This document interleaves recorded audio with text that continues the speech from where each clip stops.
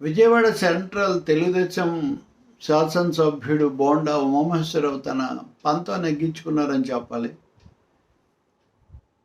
ముద్రగడ పద్మనాభం సంస్మరణ సభకు హాజరైన సందర్భంలో వైసీపీ మాజీ మంత్రి అంబటి రాంబాబుతో ఆయన మాట్లాడడం, ఆ సందర్భంగా కాపులకు సంబంధించి చేసిన కొన్ని వ్యాఖ్యలు, వీటి మీద అధిష్టానం చాలా తీవ్రంగా స్పందించింది. బహిరంగంగానే చంద్రబాబు నాయుడు అసలు గొడ్డలి పార్టీతో మీరు వేదికలు పంచుకోకూడదని చెప్పినట్టుగా మీడియాలో వచ్చింది. ఆ తర్వాత ఇద్దరు పార్టీ రాష్ట్ర అధ్యక్షుడు పల్లా శ్రీనివాసులు, మంత్రి నిమ్మల రామనాయుడు వీళ్లను సంజాయిషి తీసుకోమని చెప్పారు. ఇవన్నీ బహిరంగంగా జరిగాయి. ఇదే అంతర్గతంగా జరిగి ఉంటే వేరే విషయం, లీగల్ రూపంలో వస్తాయి.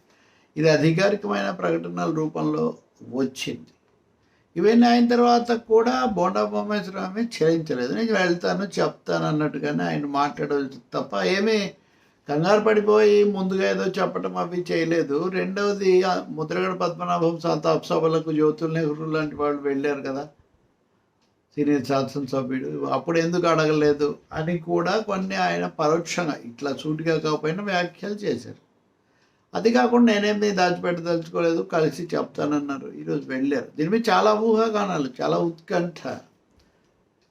మూడవది, కాపులకు ఏదో అన్యాయం జరిగిందని ప్రచారం ఎక్కువగా జరుగుతున్నప్పుడు ఆ వర్గానికి చెందిన నాయకుడినే టార్గెట్ చేయటం ఏంటి, ఇది ఎవరికి నష్టం, అలాగే జనసేన మీద దీని ప్రభావం ఏంటి, ఇలాంటి కథనాలు చాలా నడిచాయి. ఈరోజు ఆయన హాజరయ్యారు. ఆ తర్వాత మీడియాతో మాట్లాడారు.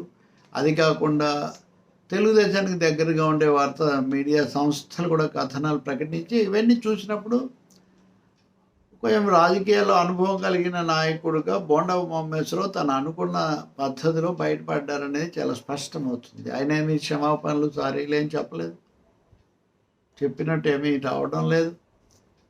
సంతాప సభకు సంస్మరణ సభకు వెళ్ళినప్పుడు నేను అక్కడ మాట్లాడాల్సి వచ్చింది, మాట్లాడాను వైసీపీ నాయకులతో.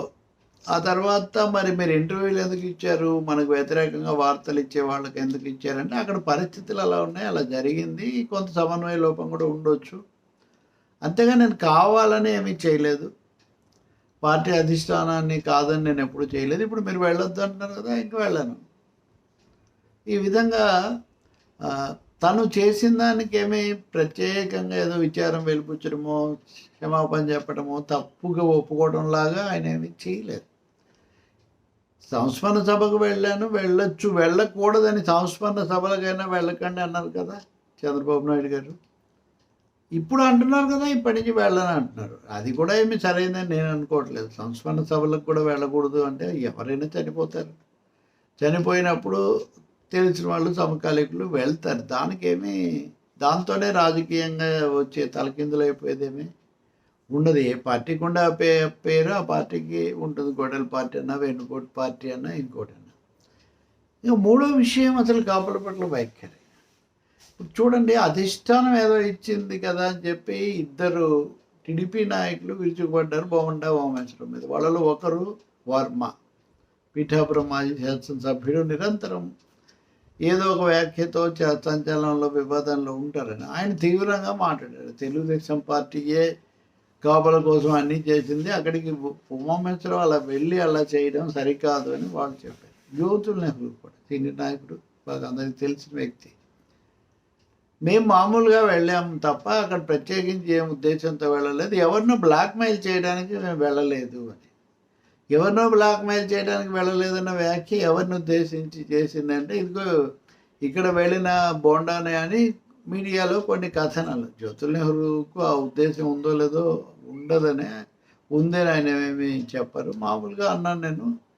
పైగా ఇవన్నీ వైసీపీ వాళ్ళని ఉద్దేశించి చెప్పే ఒక అవకాశం ఉంది కదా. ఇప్పుడు బోండా కూడా ఏమంటారు, ఈ వక్రీకరణలు చేయటము, పక్కదో పట్టించడం, ఇదంతా వాళ్ళు చేశారనేది వాదన తీసుకొస్తారు కదా. కాబట్టి జ్యోతుల్ నెహ్రూ ప్రత్యేకించి బోండా ఉమామహేశ్వరరావు వ్యాఖ్యలు సరికాదు అన్నారు. ఇప్పుడు విచారణ అయిన తర్వాత చూస్తే ఆయన వ్యాఖ్యలు సరికాదు అని ఏదో తీవ్రంగా మందలించినట్టు ఏం కనపడదు. అవన్నీ బయట అలా వచ్చాయి అంతేనా ఆయన చెప్పారు. బహుశా నాకు తెలిసి గతంలో ఇలాంటి విచారణలు జరిపినప్పుడు పల్లా శ్రీనివాసులు తర్వాత మీడియాతో మాట్లాడేవాళ్ళు.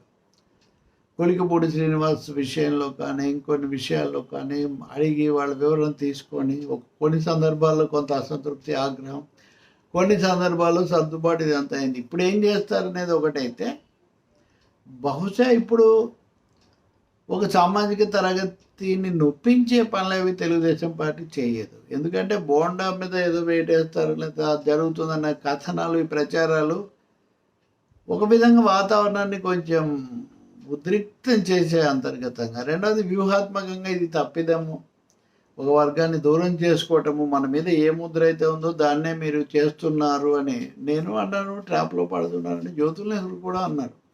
వైసీపీ ట్రాప్లో పడుతున్నారు. ఎవరు పడుతున్నారు అనేది ఒక పెద్ద ప్రశ్న. కానీ ఈ చర్చ మటుకు ఇప్పుడు ఈ విషయంలో జనసేన పవన్ కళ్యాణ్ చేసిన మాటలే ఒక అవాంఛనీయ వివాదానికి దారితీసాయి. ఈ రాష్ట్రంలో రెండు కులాలకు సంబంధించిన చర్చలు పదే పదే ముందుకు రావటం ఏమీ శ్రేయస్కరం కాదు గత అనుభవాల రీత్యా. సో ఇలాంటి పరిస్థితుల్లో కులం గురించిన చర్చ ఎంత వెనక్కిపోతే అంత మంచిది. కానీ జనసేన అని అదే పనిగా చెప్పడం వల్ల అది ఇంకా అంతకంతకు చర్చ ఎక్కువ వచ్చింది. ఆ ప్రభావం తెలుగుదేశం మీద కూడా పడింది. ఇప్పుడు బోండా ఉమేశ్వరరావు చెప్పింది దానికి ఒక అవకాశమైంది. ఇప్పుడు అన్ని చోట్ల పెడతారు. ఉదాహరణకు ముద్రగడ సంతాప సభలు, సంస్మరణ సభలు భారీ ఎత్తున పెట్టి సమీకరించారనుకోండి, అప్పుడు ఆ వర్గాలకు చెందిన నాయకులు వెళ్ళరా? వెళ్ళకపోతే దూరం అవుతామనే ఆందోళన వాళ్ళకు ఉండదా? ఈ సమస్యలన్నీ వస్తాయి. ఉమేశ్వరరావు ఈ సమయంలో అయితే మేము అధిష్టానం వద్దంది కాబట్టి మానేస్తానని చెప్తున్నారు. కానీ అన్ని స్థాయిల్లో అన్ని చోట్ల అందరు నాయకులు అదేదాన్ని కట్టుబడి ఉండడం కష్టమైన వాళ్ళు భావించవచ్చు.